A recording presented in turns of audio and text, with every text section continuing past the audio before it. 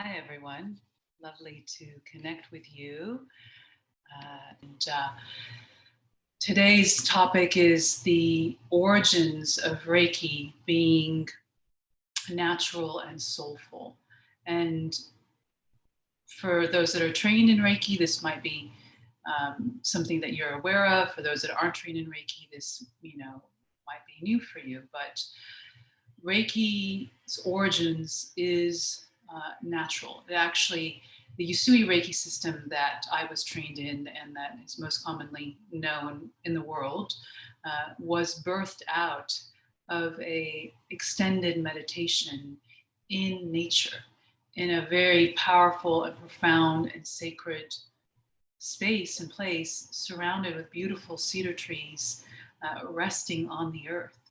And its essence is natural, and that's what Usui called his system of Reiki, the natural healing. Reiki, Usui Reiki Ryoho, the Usui Reiki natural healing method.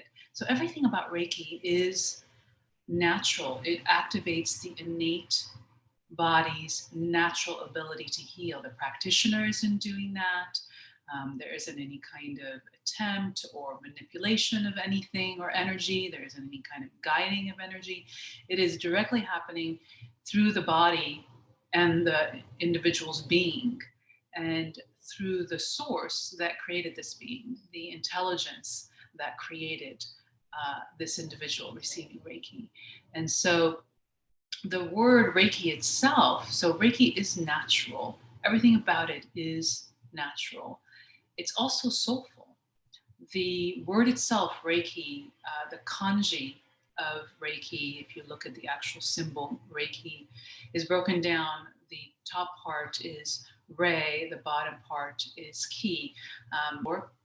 So the kanji Reiki, initially when it was created and around Usui's time, was one of the direct translations was soul energy. So Reiki, in a sense, is soulful. It is soul energy, and it is reawakening that soul energy within us, which is the energy that we are created from.